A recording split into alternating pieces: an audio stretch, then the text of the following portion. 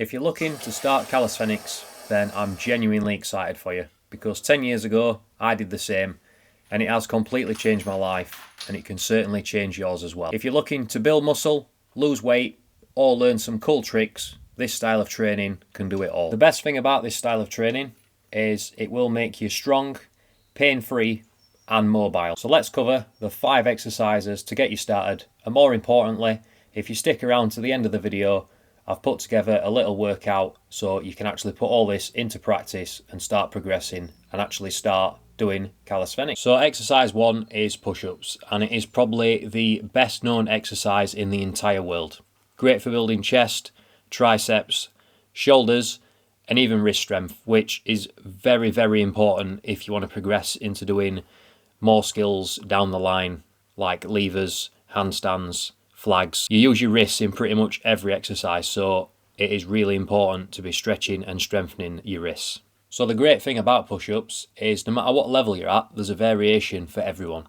So you could start with the wall, you can then move it to an inclined surface, and then you can do the standard on the parallettes or push-up bars or the floor, and then they can progress right through into different grip variations, weighted, and there's so many more to learn, but obviously this is about mastering the basics. And in 2 to 3 weeks time, if your strength builds up, then maybe you want to start searching different moves that you can do to keep it interesting. But at the end of the day, they are still push-ups, and there's so many to do. Exercise 2 is pull-ups, and this is my all-time favourite, and I feel like the most important move in calisthenics without any doubt. Now I know a lot of people can't do a pull-up, and you can do different variations to be able to get your first pull-up. My favourite is the resistance band assisted pull-up. So I have got a few videos on my channel which show you how to do these, and it's all about getting in the band and out of the band as safely as possible. And if this is something you want to learn, I suggest you start practicing the entry and exit of the band before you start doing too many pull-ups, because it's all about being safe. And once you've mastered the confidence of being in the band, you'll get a lot more from the pull-ups as well. And then obviously you can progress to the pull-up, you can do close grip, wide grip, and then you can move on to explosive pull-ups and even weighted pull-ups. And I find a lot of the time when people get between 6 to 10 reps, they hit a wall. And that is when I like to introduce weighted pull-ups, even if it's 2.5 kilos. Do that for a few weeks, come back to your normal bodyweight pull-ups, and you'll be surprised that you will be getting more than 10 all of a sudden. And then you can just keep repeating that with higher weights, and that's how you can get your total bodyweight reps right up there. Exercise 3 is dips. So I'm doing them on the parallettes because I haven't got any actual dip bars in my garden. So you can do these in the house as well on a chair or a bench.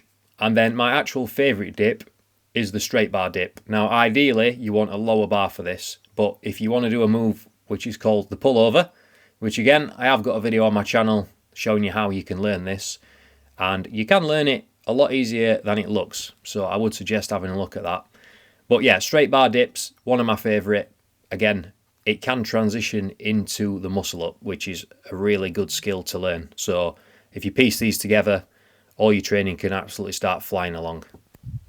Exercise 4 is squats. Now one thing I will say about calisthenics is it is quite difficult to build leg strength. So you need to do a lot of reps because you can't just keep adding weight like you are in a gym.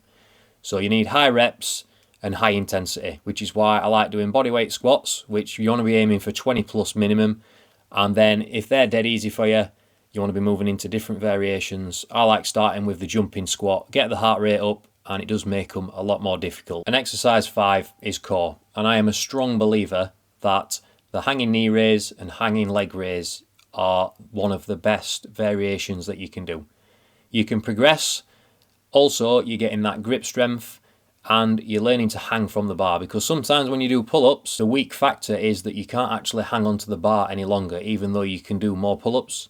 So this is a great way to train your core, and it also helps you hang from the bar longer, which then in turn can get you more pull-ups. And if you want to do something in the house, then I always suggest doing the plank, because again, you can increase your time, It also works a bit of your shoulder strength because you're pressing from the ground. It's working your lower back as well as your actual abs.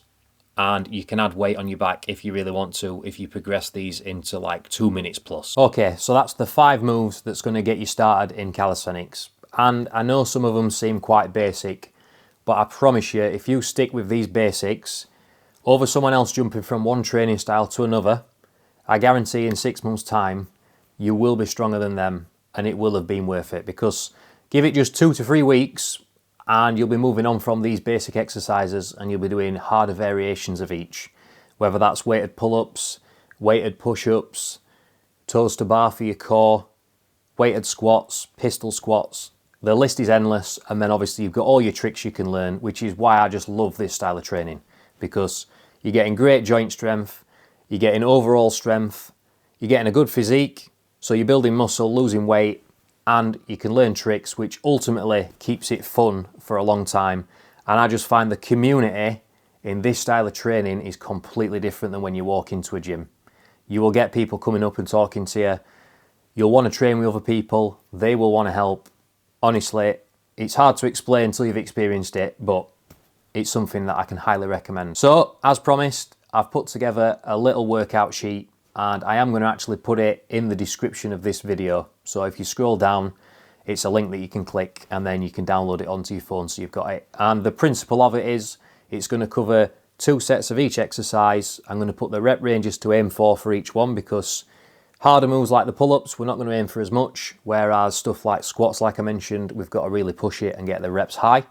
And then we're going to have 1 minute 30 rest between each to give us the best chance of getting as many reps the next time without the workout going on too long and you're getting fed up and bored with it.